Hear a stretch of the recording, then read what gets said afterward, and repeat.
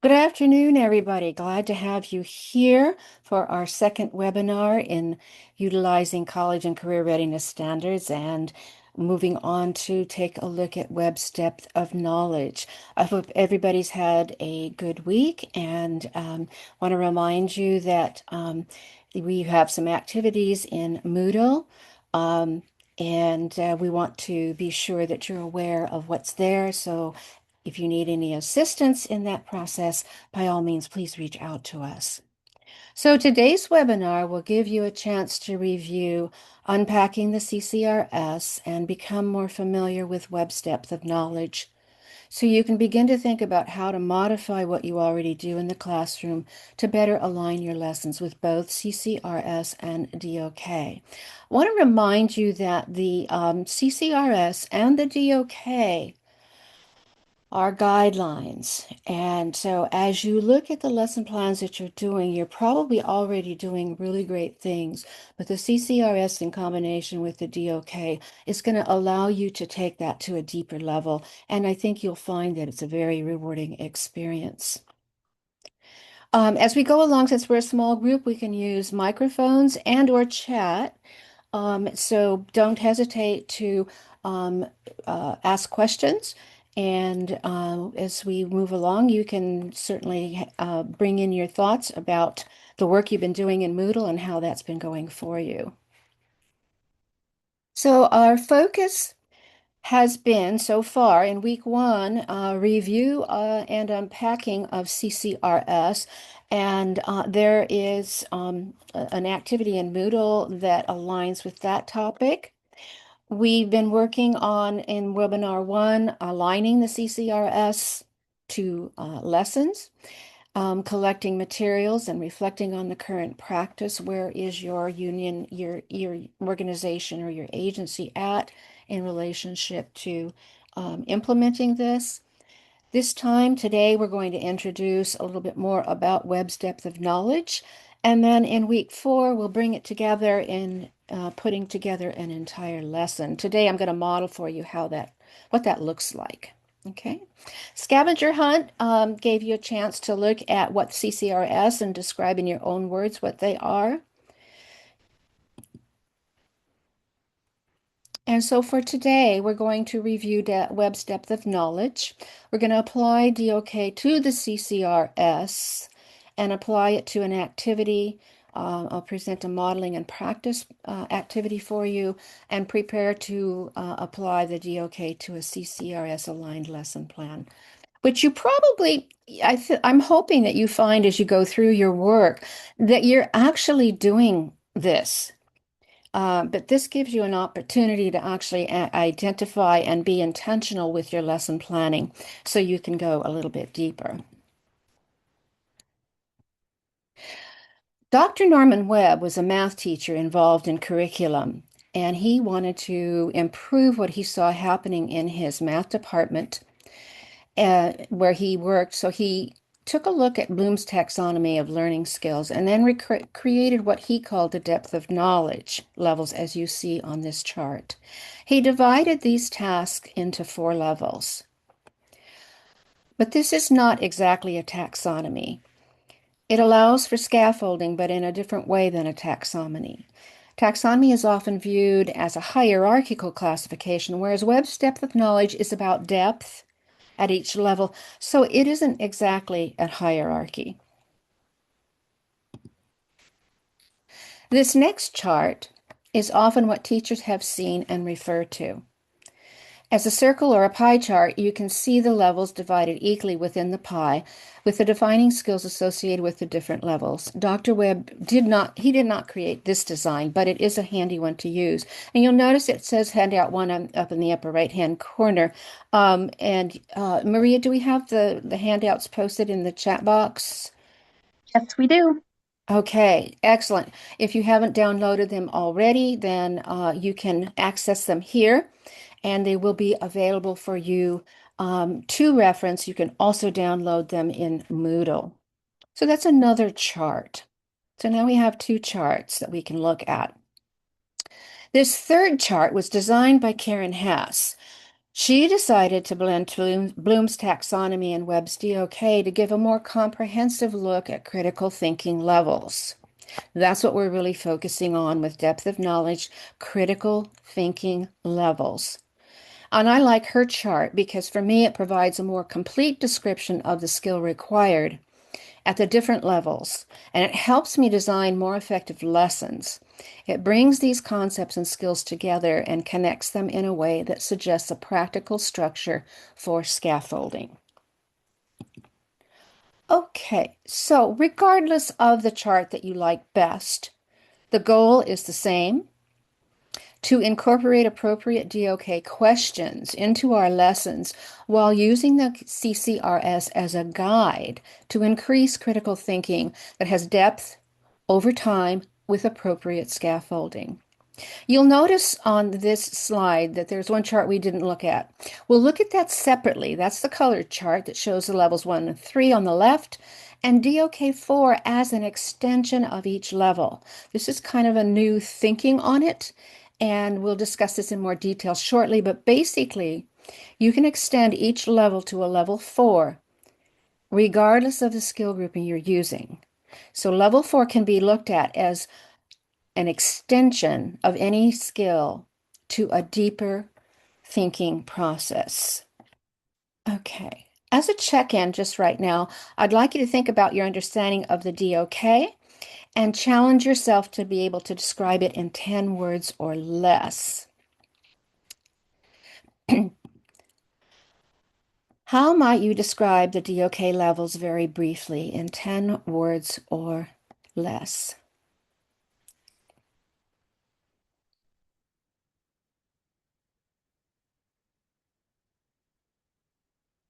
Check box here.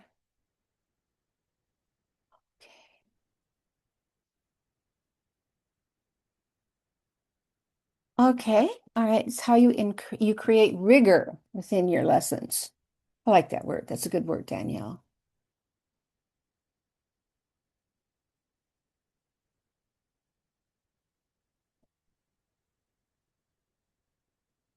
Progression of student learning. Okay, thank you, Ian. Any other thoughts? Strategic and extended thinking. Okay. Okay, Han, that's good. I like that.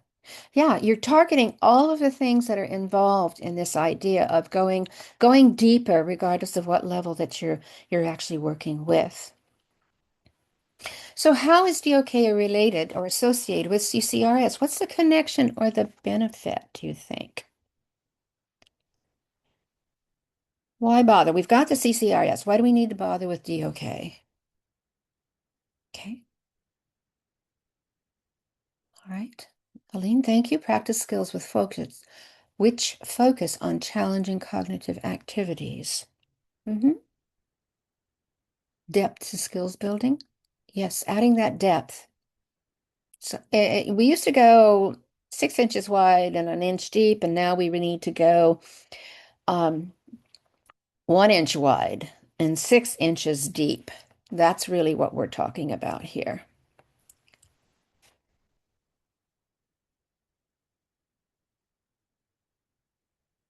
Now, what do you think about this? Is it important to have a DOK level 4 in each lesson?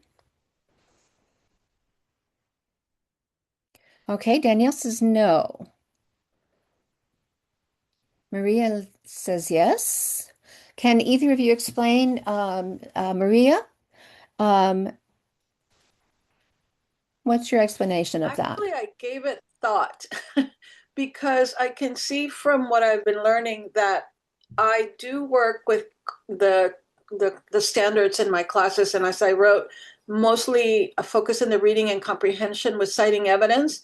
But Mm-hmm. I've seen that I'm at 2 with my students, Mm. or maybe 3, and I'm thinking, well, no, I want to get them to 3 or 4, and the 4 is where you have almost like synthesizing everything, Yeah. because I think I came up with an activity for my revision Mm-hmm. of my lessons.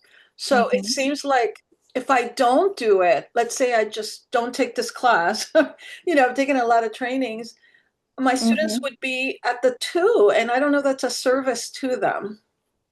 So I want to be creating activities that really help develop those critical thinking skills, learning skills, so that they continue in their own journey, progressing to levels 5, 6, and Hmm. beyond. So I do think it's important. It's something to strive for, at least for me, Hmm. but I don't know that I can get there. Okay, I think the modeling lesson that I have for you guys today, I think will help explain this concept. Kay Han has commented that DOK requires some time, real world application, and complex thinking. Not every lesson is meant for that level. Some lessons focus on the skill building. And so that's where I think I would kind of leave it. It depends on where you are in that scaffolding and what you're trying to accomplish. It doesn't have to be in every single lesson, but it can be, and it's depends on what your goal is to ultimately have those students produce whatever it is that you're working toward. Okay? Does that help? Does that make sense? Okay. And finally, does it help to have different charts? Any thoughts on that? Are you already using any of these charts?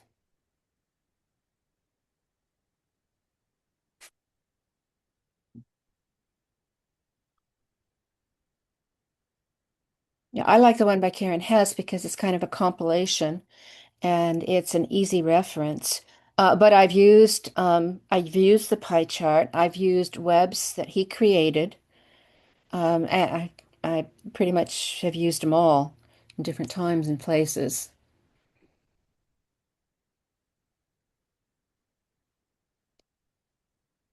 Okay, yeah, you can see where you are. Uh-huh. Yeah.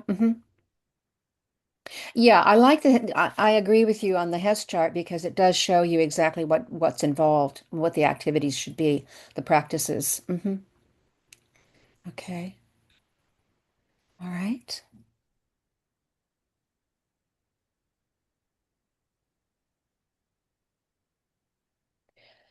I type so slow. That's an issue. But what I That's wanted okay.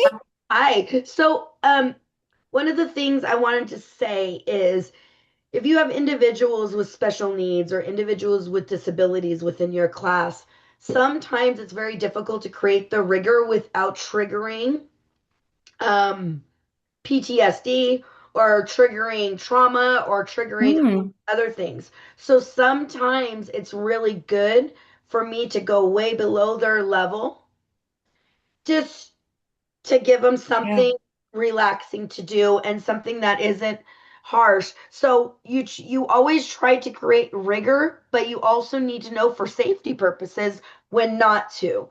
Um, because so that always plays into my part Hmm. and it's something to take into consideration if any of you guys have anybody with special needs within your Yeah. class.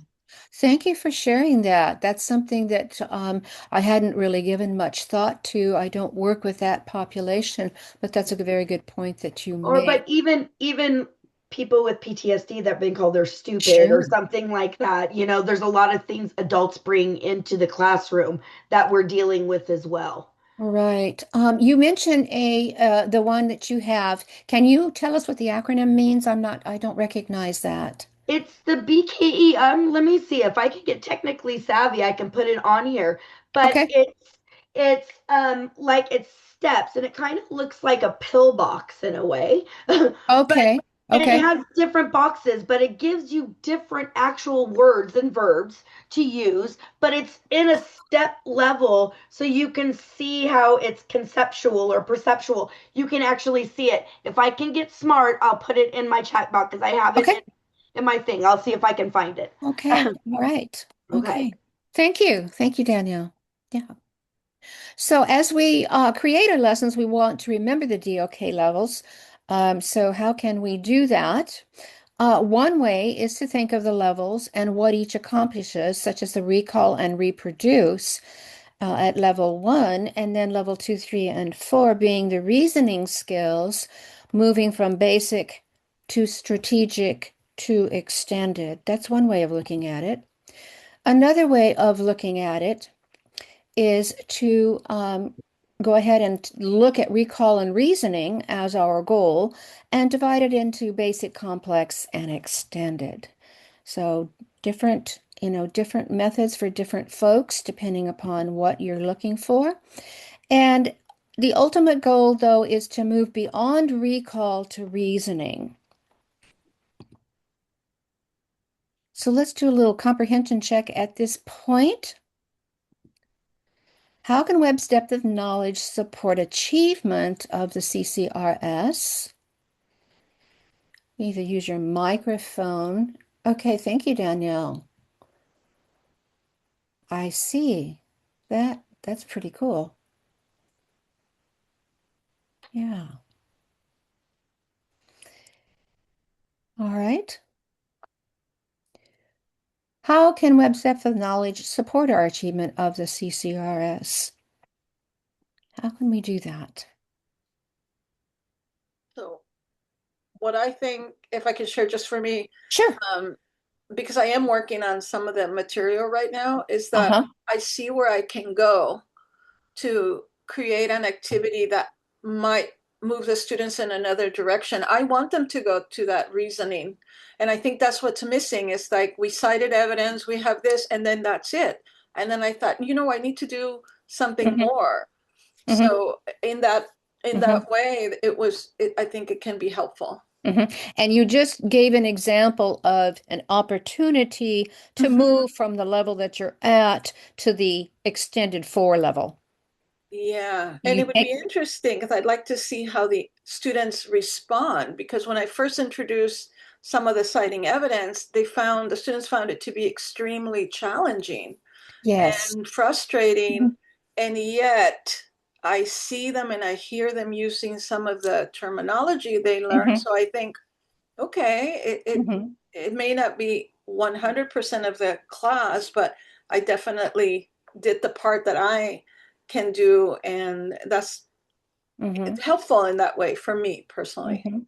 And what immediately comes to mind for me is if you've got that lesson of citing evidence, whatever that evidence is, then your next step, a level 4 activity could be, can we find somebody else who shares that opinion? Right, right. And I crafted kind of something like that, giving the students some choice on Mm-hmm. after we move beyond some steps to see if there could be some sort of communicative, either in writing or speaking or video, Right. because I use all three, giving choice to the student. But yeah, so I'm Mm-hmm. thinking a little differently, which is good. Yeah. Yeah. It has that effect on you. It definitely does. Yeah, Okay. Yeah. not too bad. Definitely the types of questions at each level that need to be identified to scaffold those deepening levels of thinking is one way that the Webb's depth of knowledge can support CCRS. And also the ways to address thinking and reasoning, as you just explained, Maria, need to be clearly identified for the different levels, or else application and activities may remain too shallow, which is something you were addressing there. Where, what do we do next? What's the application of this particular skill? Okay. So here's a chart that we didn't look at in depth yet. And as I said, level 4 extends across the other 3 levels based on what you're asking your students to do. The extension of levels 1 through 3 to level 4 is just that, an extension of previous skill gain. So let me share an example. This is a really simplistic example, but I think it makes a point. It's called the chocolate chip cookie example.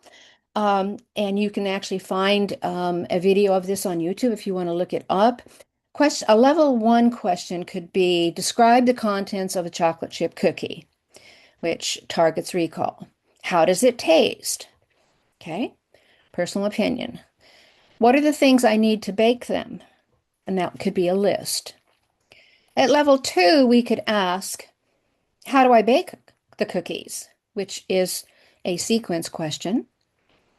If I want to sell them, how much should I charge? That's a determination of value. We can extend that at level 4, that level 3 question, we can extend to level 4 by asking, what else can I bake to earn money? It takes that skill and applies it to a new situation.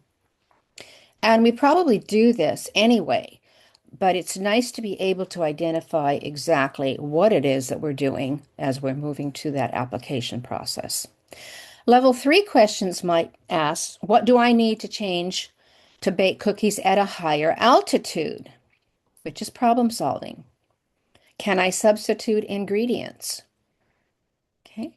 And moving to level 4 could produce these questions. Can I substitute ingredients in other recipes? And could I make a healthier cookie, which actually brings it to a creation level?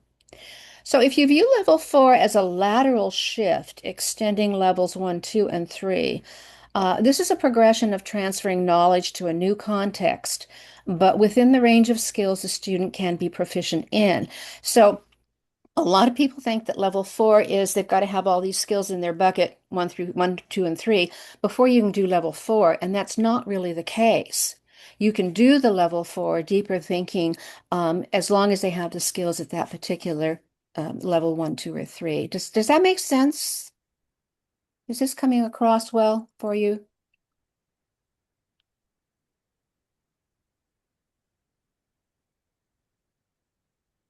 Okay, cool. All right. Aline? Yeah. Yep. Thumbs up. Okay. All right. Excellent. So when you're looking at Webb's depth of knowledge in a variety of ways, it will help us to implement these levels of thinking more effectively in our lessons. These charts are in your handout, so if this graphic is a bit too much for you, no worries. You have a better graphic available, each individual chart in your handout. And there are many more charts and explanations you can find. The idea is, once again, find a chart that works for you. Having a chart as a reference and reminder will let you implement DOK more easily and effectively with modifying your existing lessons. And I know we did the little quiz on recall, but I always have a chart right in front of me when I'm planning my lessons because I look through the verbs and kind of figure out, what is it, what kind of skill do I want my students to have? And then I go to the CCRS and figure out which of the strands and anchor standards within the strands then addresses what I'm really trying to target. So as I said earlier, this webinar today is going to take us farther down the path of making stronger and more effective lesson plans by showing you how to use the DOK levels conscientiously to scaffold the questions we ask our students to gain greater depth, rigor, and complexity of context over time. First, we will review how to modify an activity and then look at a sample lesson that has been modified. Since we want to be able to apply the DOK levels to the CCRS, let's practice identifying some of those levels with examples from several strands. And you have this activity in Moodle. I encourage you to do it. You also have the answer sheet there. So once you're done with it, maybe you were kind of wobbling between, I don't know, I think maybe that's a level or 2, maybe that's a 3. You have the answer sheet there so you can double check and see what is said about that level and an explanation as to why it is one or the other. Okay? So before we start, let's take a look at our reading standard. This is reading standard number 1. Okay. It's at level A. Okay, you recall the standards have an anchor standard to go across the levels A through E, and then within each of those anchor standards, the level is the specific skills that are needed for that activity. So describe the connection between two individuals, events, ideas, or pieces of information in a text. All right, so we're describing something. All right, so I'm going to figure out what DOK level this is required. I see that describe is under DOK level 1 and 2. For level 1, I would be describing the individuals, but here I'm explaining the connection. So that means that it actually is a level 2, because remember the verb is a skill, but the noun phrase is actually the what, which gives you the specification of what they're going to be doing with the describing. And so in this case, they're describing the connection between two individuals. So that's the key piece of it. Describe the connection rather than describing the individuals. Is that clear? Are we on board with that? Okay. Good enough. All right, let's try another one. Okay, this comes from the writing standards, and it is level specific standard. It's A, level A. Write informative, explanatory text in which they name a topic, supply some facts about the topic, and provide some sense of closure. All right, so before I discuss this one, what do you guys think? What level would this be? What level DOK would you say for this one? Go ahead and post that or give it a shout out.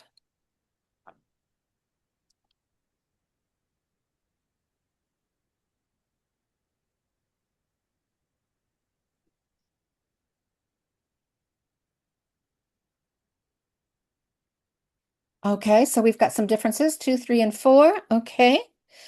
It's an interesting standard to look at because you can see we have a difference of opinion. Most likely, this is going to be a level 1 or 2.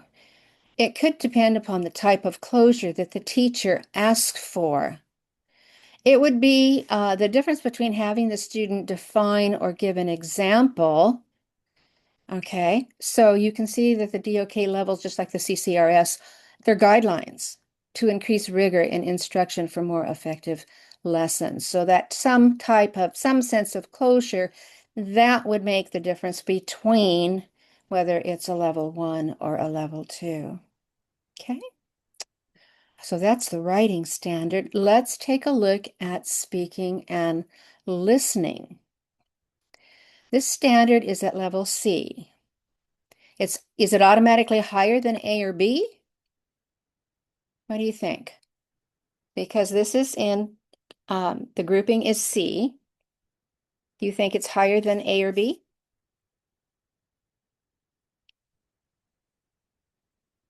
Okay, I have a yes.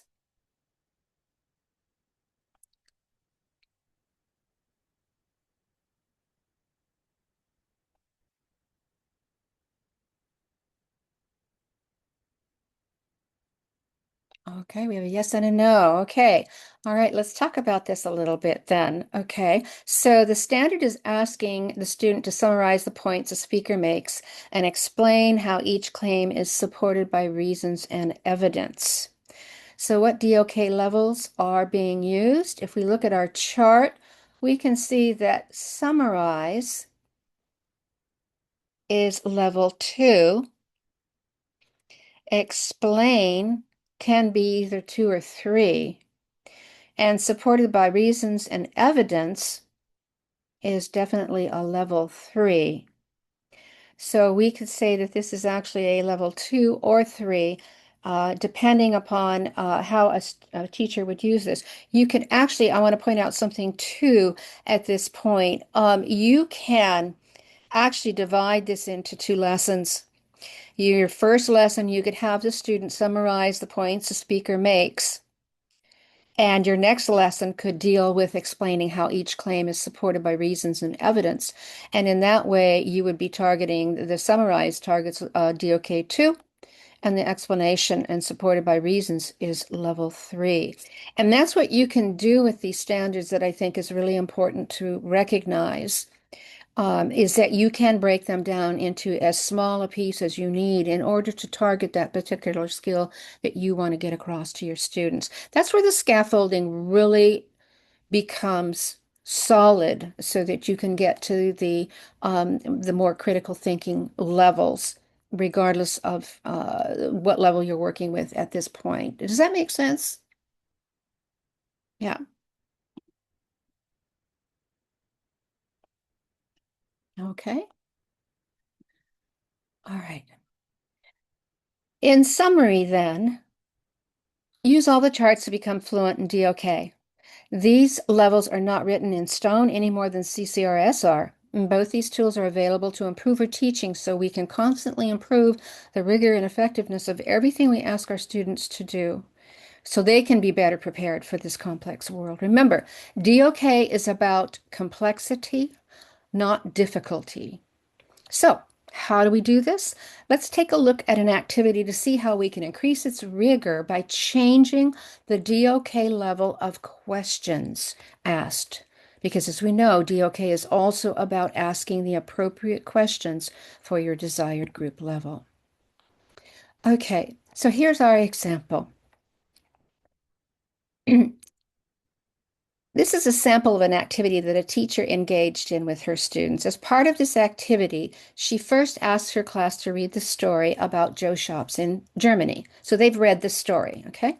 After the students in the class read the story, the 3 pages of the story, the teacher asked them to answer the questions in small groups. Okay, when did Joe go to Germany? What did he do in Germany? And list 3 things that he bought.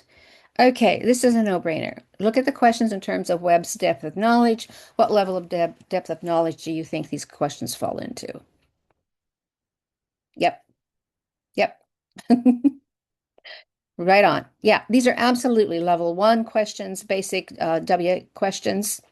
Okay, because all they have to do is recall these things. So how can you change this to be a little bit more involved? Well, let's take a look.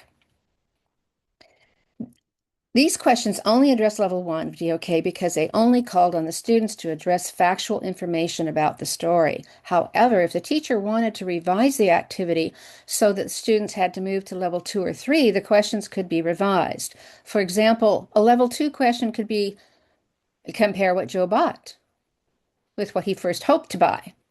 Or if the teacher wanted to write a question that required strategic thinking, she says, the story doesn't tell us why Joe changed his mind about what he would purchase. What can you logically infer? Or at a lower level, what can you guess from the story about why Joe bought something different than he first thought? And you could say, what did you see in the story that told you this, even though it didn't write it out in the words? Okay. Food for thought. How could you extend these questions to level 4? Any ideas?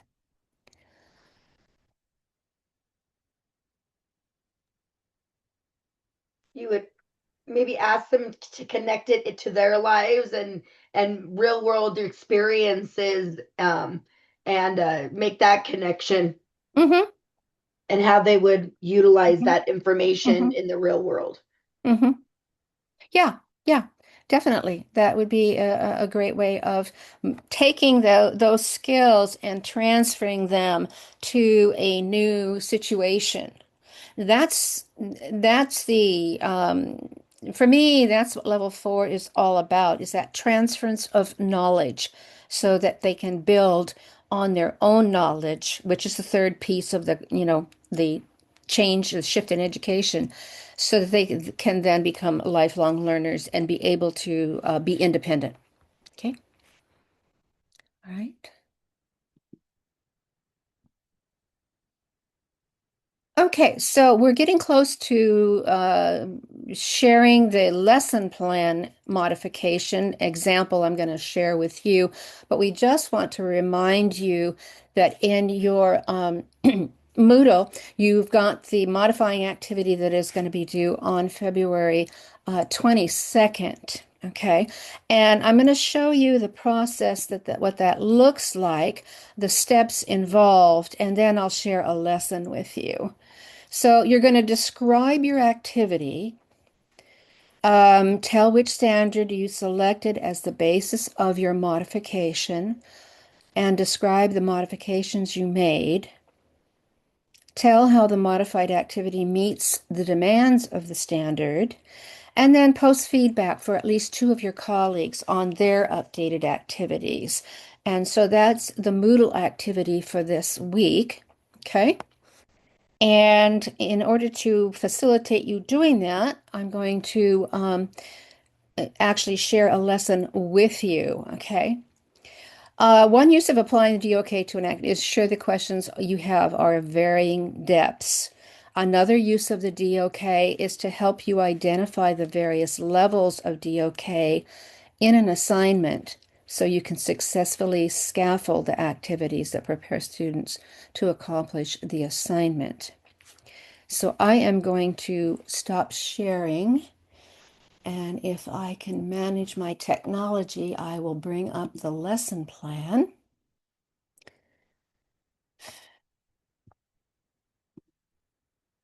And hopefully this will work. Are you seeing the lesson plan?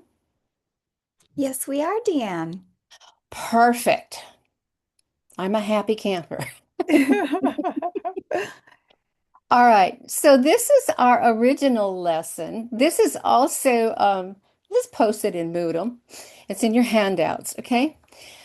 And the lesson plan title is to write a 3-paragraph essay, and by the end of the lesson, student will know the components of a 3-paragraph essay, understand the difference among the 3 types of paragraphs in a 3-paragraph essay, and be able to write a 3-paragraph essay with an introductory paragraph, a body, and a closing paragraph. Okay, so um, the teacher has selected CCRS Writing Anchor 3, which addresses writing narratives to develop real or imagined experience or events using effective technique, well-chosen details, and well-structured event sequences.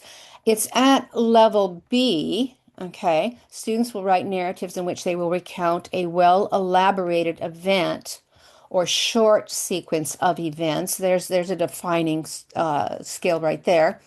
Include details to describe actions, thoughts, and feelings.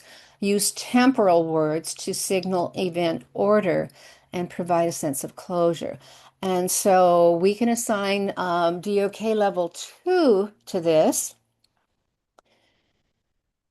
And we'll want to be sure that students have had some background uh, in getting to this point. They've practiced the concepts and skills by writing single narrative paragraphs. They need to learn about different types of paragraphs and how the paragraphs can work together to tell a story. Okay, fair enough. Sounds like a good approach here. Okay, in our lesson, this is a WIPIA lesson format. If you're not familiar with it, no worries. We have a template for you to use. I use this all the time because and I don't necessarily put it on this form. I sometimes do it as a list. Okay, but it does help me to keep focused on the pieces of the lesson and how they flow from one to the next. You start with the warm-up, of course. So talking about childhood memories, students write a short paragraph with an introductory sentence, body, concluding sentence. Then the teacher informs the students they'll be writing a 3-paragraph essay. Explain that by writing the paragraphs in 3 paragraphs instead of 1, they'll be able to share more details with their audience and so on. Read to them the sample paragraph you've previously written. Explain that the structure of the 3-paragraph essay is much like the structure of the paragraphs they've already familiar with. Model the way to use that introductory sentence and so on. Ask students to help you write a body paragraph by building off the body of the sample paragraph. Ask students to write a concluding paragraph and monitor them as they are working on the practice piece. The evaluation piece is to have students, it's a peer evaluation, ask them to identify different parts of the paragraph, collect and review all the writings, and ask the students to follow this model to write a 3-paragraph essay about their favorite memory. Okay. Reflection involves doing a think, pair, share, where they reflect on differences and similarities between the 3-paragraph essay and single paragraphs with which they've had a lot of experience. What are the benefits of each kind of writing? When should it be used? And so on and so forth. And then you collect all the drafts and provide written feedback to the students. You work with students to create final versions and ask them to write a 3-paragraph essay on another topic. As they write, ask them to reflect on their developing skills. Overall, this is a pretty decent lesson plan. And with the background material being covered, you think, well, okay, we've got a pretty good situation going here. Okay. However, when you take a look at the revised lesson plan, I think you'll begin to see the importance of specificity. I have to practice that word. It's not easy to say, but getting specific skills well identified.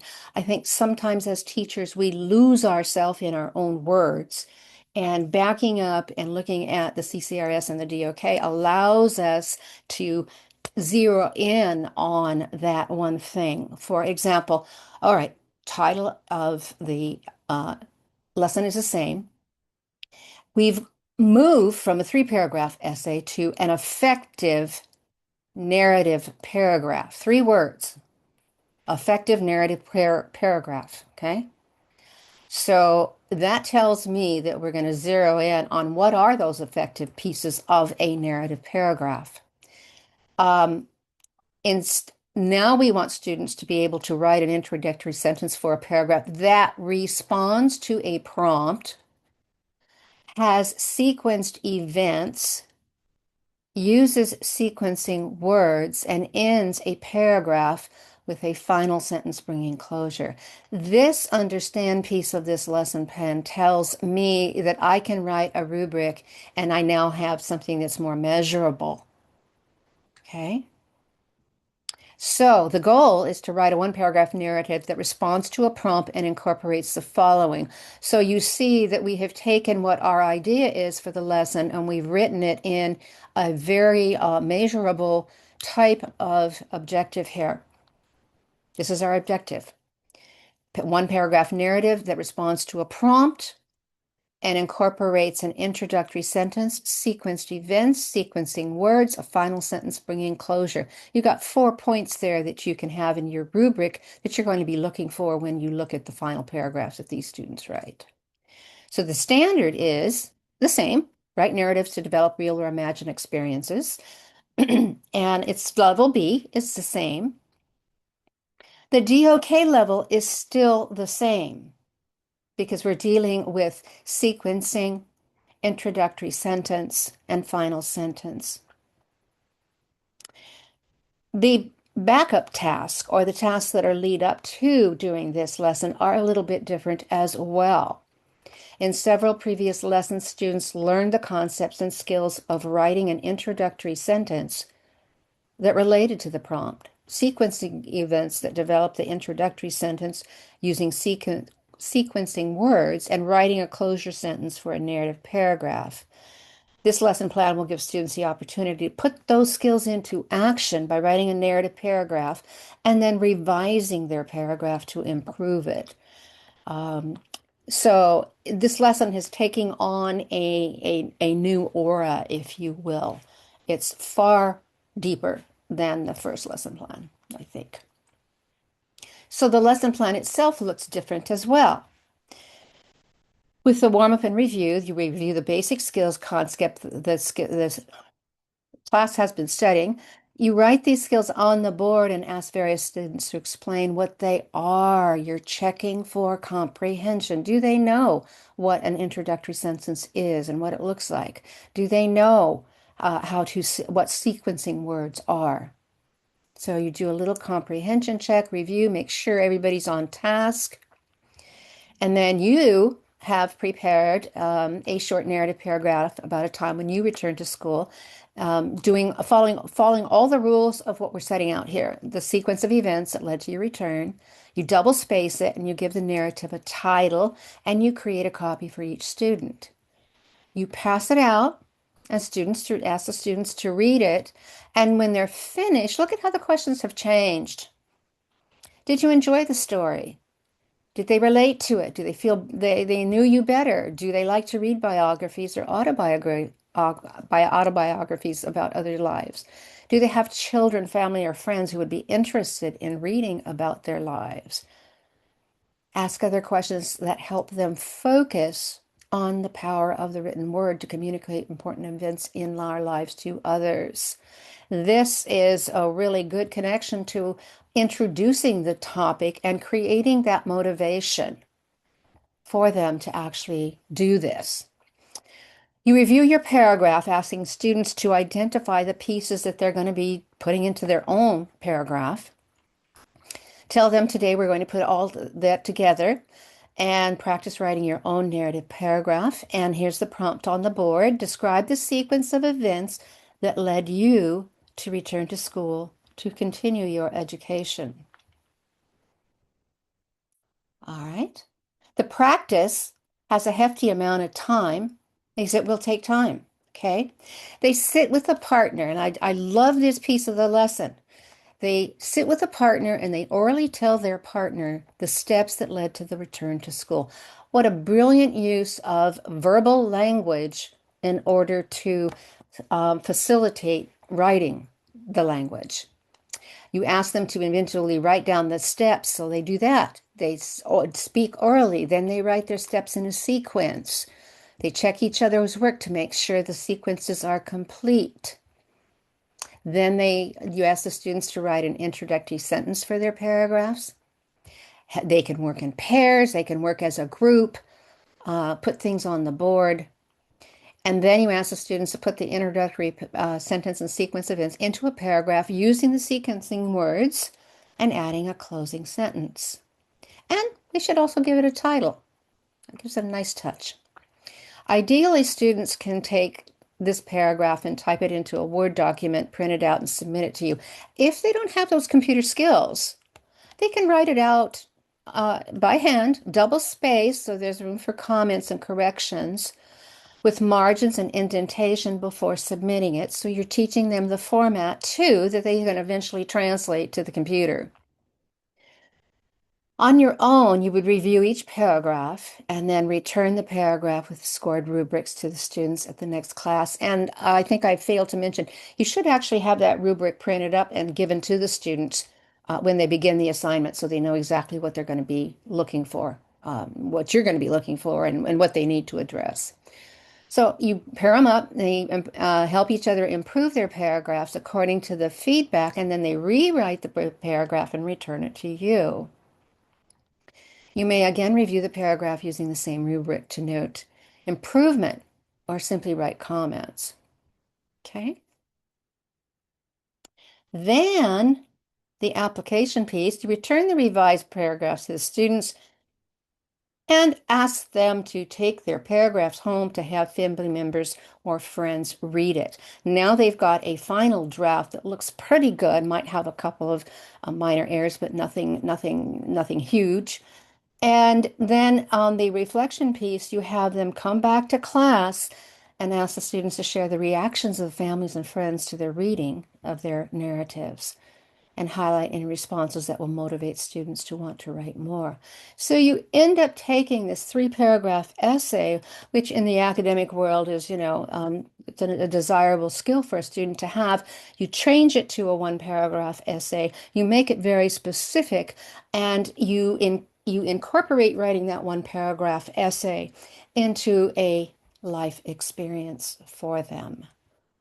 So that's what we're talking about when you really want to get down into the depth of something, and you can take something as simple as a paragraph and make it a really meaningful experience for students.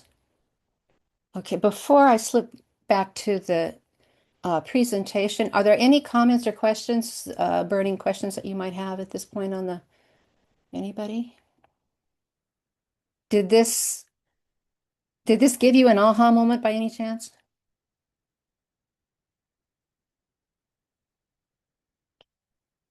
Anybody? Okay, let that sit there for right now. And I'm going to try and get back to where I need to be. And hopefully this will work. Are we there? Yes, we are. Woohoo! Mission accomplished. Okay. All right. So,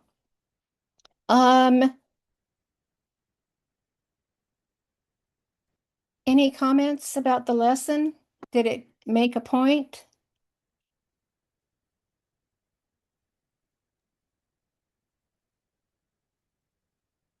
Okay, so we just went through an activity that demonstrated how you can modify a lesson plan. Okay. I'm going to put that together in all the steps. We had a brief synopsis of the steps. Let's take a little closer look at those steps. You're going to be identifying the standard that you want to teach. Okay. Oh, Ident DeAnne, sorry. Before we go through yeah. this process, there are a couple of comments slash Oh. clarification questions in the chat, so My I'll just bad. highlight My bad. those. Okay, I'll have mastered those already taught. Writing skills covered simple informal is the modified version of the original. Right, exactly. Okay, so Marina, I'll address yours first. The sample in the format is the modified version of the original. That is absolutely correct. Okay, and this assumes that all learners have mastered those already taught writing skills. Yes, that is an assumption because if they have not, then your modification would be to go back and cover some of those skills in a different fashion so that everybody can be at the same place. Okay? Yeah, and it's tough because, well, we're teachers. And not everybody is going to have every skill at every time we want to do something. And so that's why I want to reiterate that the CCRS and the DOK are they're guides so that we can constantly, and you guys are probably well aware of this too. You are constantly modifying, and this gives you direction with that modification. And I think it helps us to identify, what is it that I really want the students to get from this lesson? And it allows us to simplify and be specific about what it is we want to target. Okay. Thank you, Adria, for pointing that out. Yeah. So we went through that lesson modification, and here is a more explanatory, a little more in-depth explanation of what your modification process will look like. You'll identify the standard and your group level. And it's important to know that CCRS matches the CASAS levels and the NRS, the National Reporting Service. They match across the board. So it's actually pretty much we're we're we're synchronized in what the levels look like. And again, using CASAS data, that is one moment of time in a person's life. But I've found recently that with the change in CASAS and the levels, the placement at my school has been far more effective and realistic. So maybe that helps a little bit too.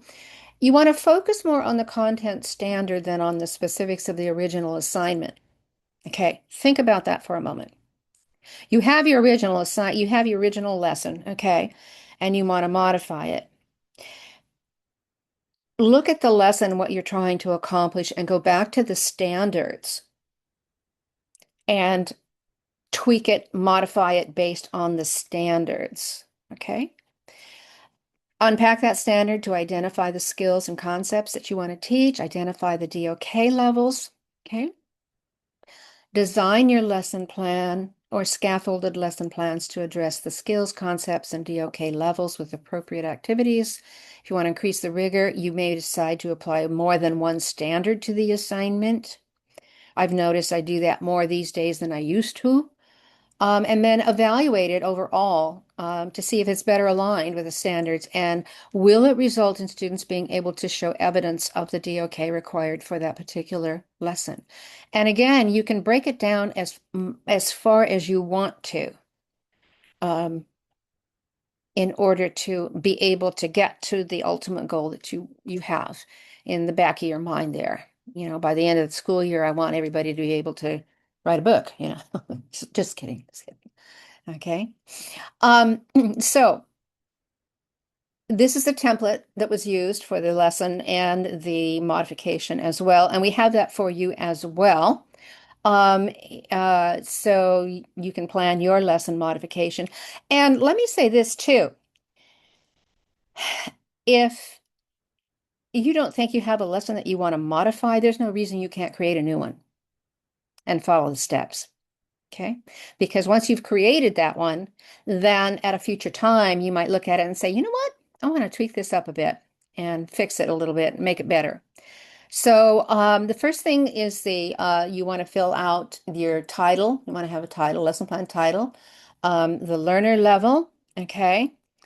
Um, your objective by the end of the lesson, you want students will be able to do, and that's to be able to do is what you want to target.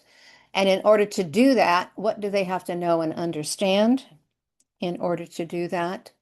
The standard address, the task analysis is simply the sub-skills or concepts that you want to address. And you might think by the time you get down to the sub-skills, if you think, oh, wow, I really haven't covered that, then that would be the time for you to stop and readdress the lesson and maybe change it at that point and work on the sub-skills that you need students to have in order to go forward.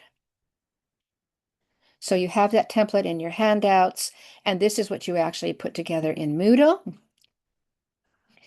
So you'll modify at least one current activity with additional DOK, add at least one activity to the discussion forum in Moodle, review and comment on at least two other participants' work and post your replies there. And then in week 4, you're going to complete, implement, or reflect on and post your new CCRS aligned and DOK improved lesson in Moodle and review and comment on at least two other participants' work. So what it looks like in terms of dates and things to be aware of, due 2/17, you've got the introduction to Webb's depth of knowledge. It's not too late for you to get on board with the activities. And by the 22nd, modifying activities.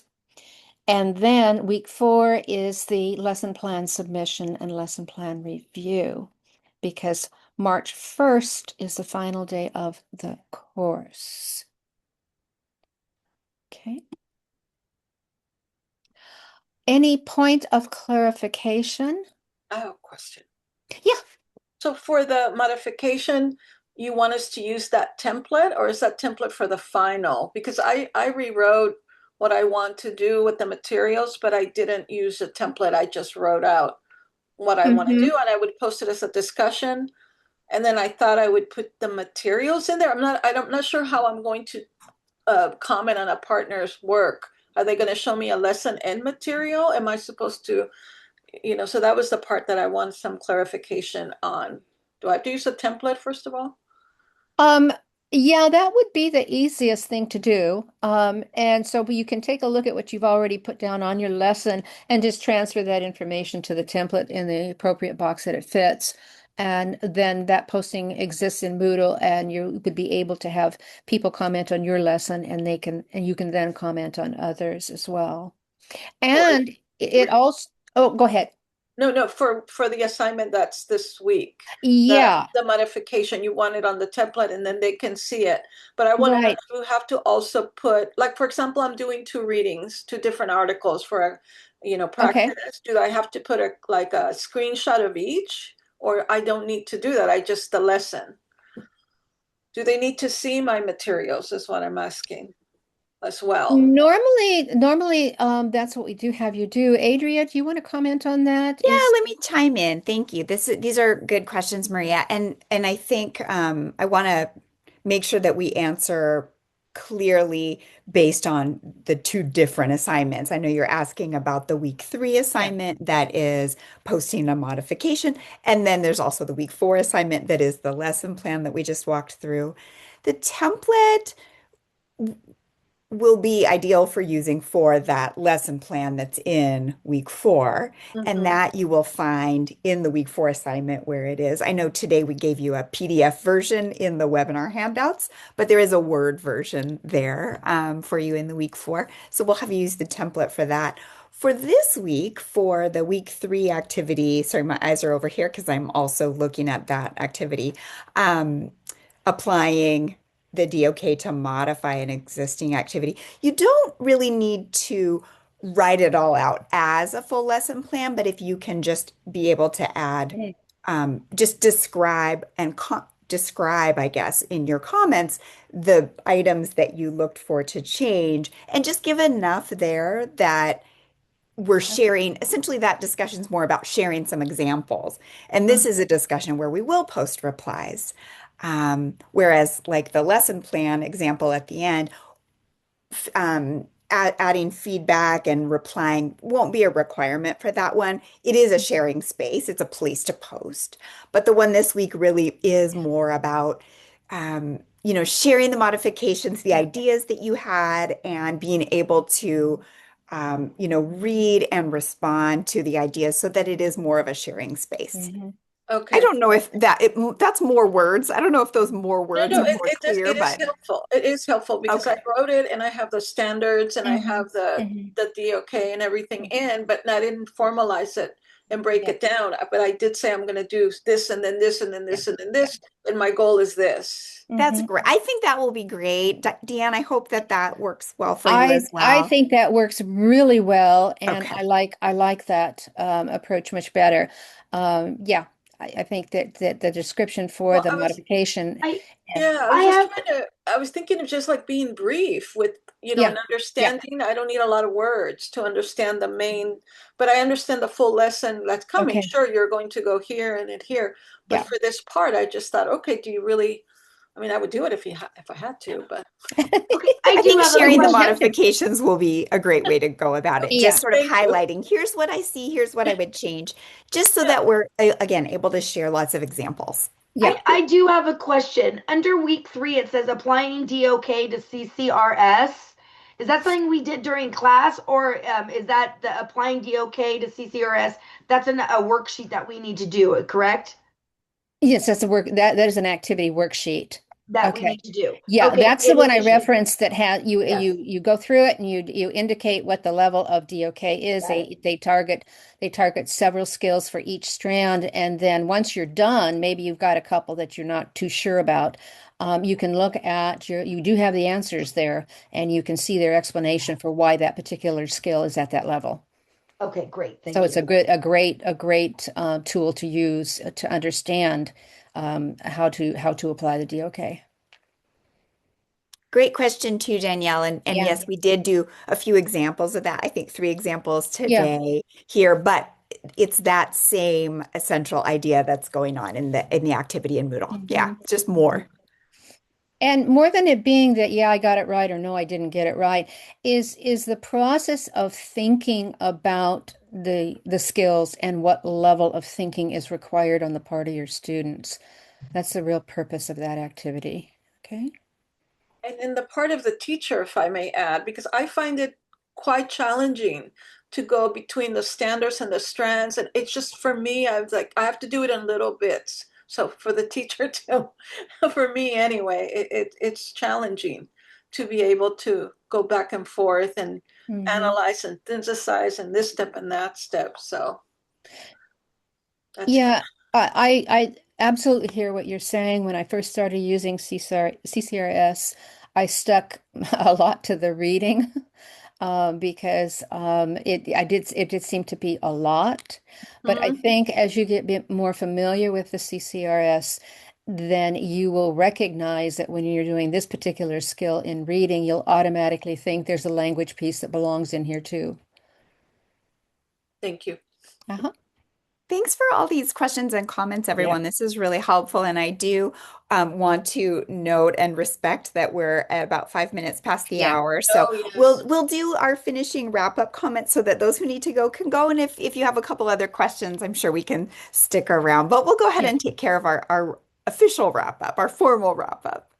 Well, I think you just addressed what's the greatest challenge or change we'll do in the classroom.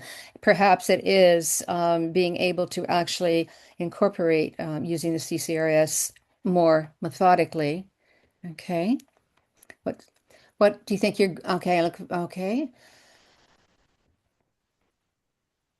Yeah, staying focused on the skills and standards.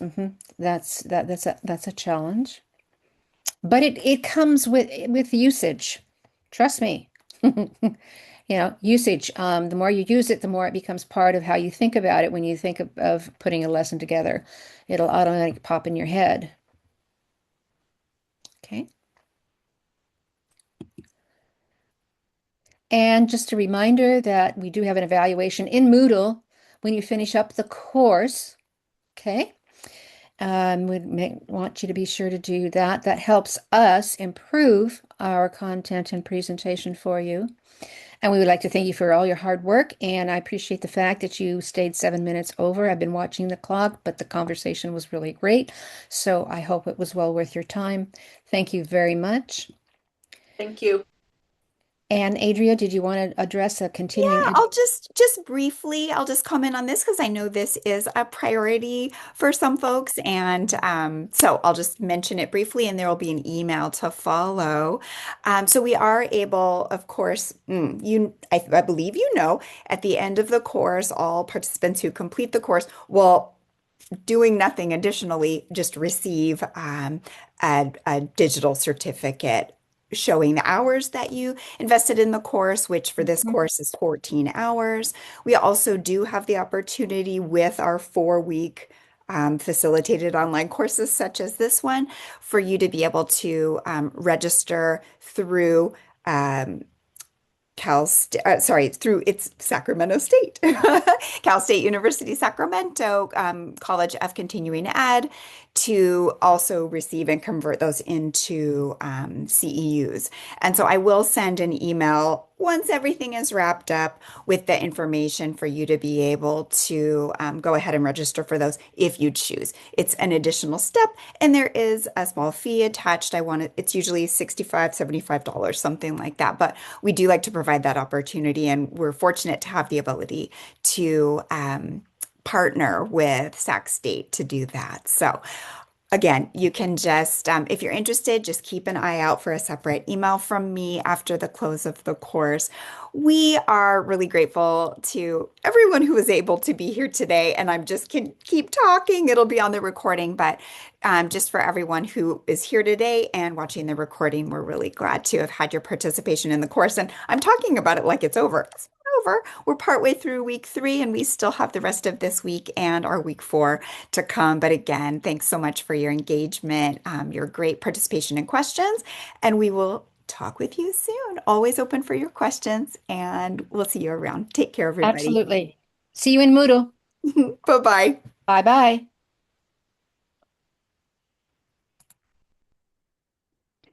And I'll close us out. Thank you, DeAnne.